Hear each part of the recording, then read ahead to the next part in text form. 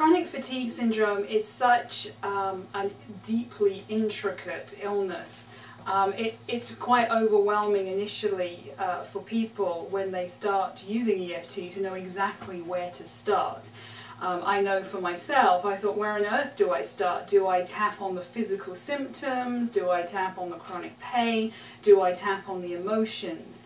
I think the most important thing is to write a list of everything that you are experiencing. Now that can be physical symptoms. For example, in my case, I had a lot of fibromyalgia, muscular pain in my thighs, a lot of knee joint pain, a lot of pain in my neck, and I had to wear a brace to keep it supported.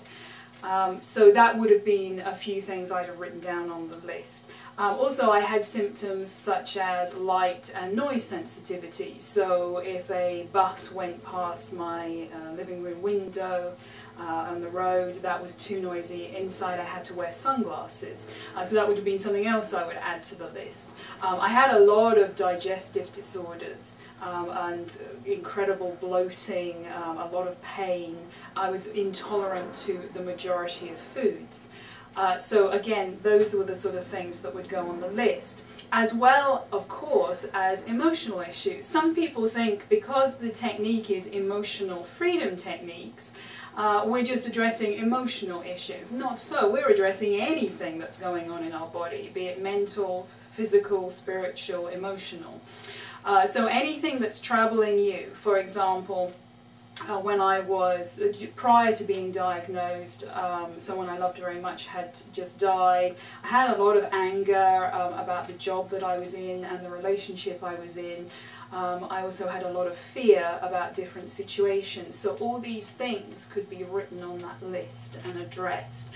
But it can get overwhelming, it can be very complicated. So at this point I suggest, certainly when you're starting out using EFT for chronic fatigue syndrome and fibromyalgia, I think it's very important to have somebody who is an expert in this area, and a certified EFT practitioner can help you with that.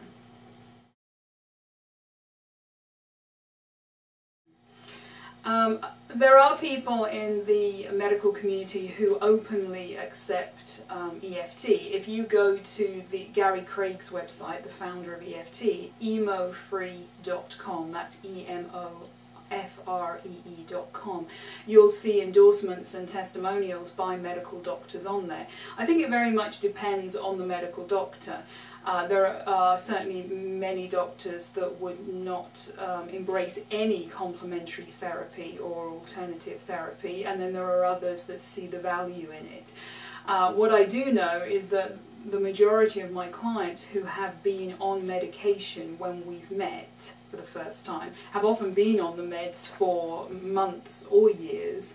And as we start applying EFT and using it on a regular basis, the meds come down, or they can stop taking them completely. Of course, I ask them to always get their doctor's agreement to do this. However, I think that's an endorsement of how powerful EFT can be when people no longer need, either no longer need the medication at all, or the high dose that they were taking.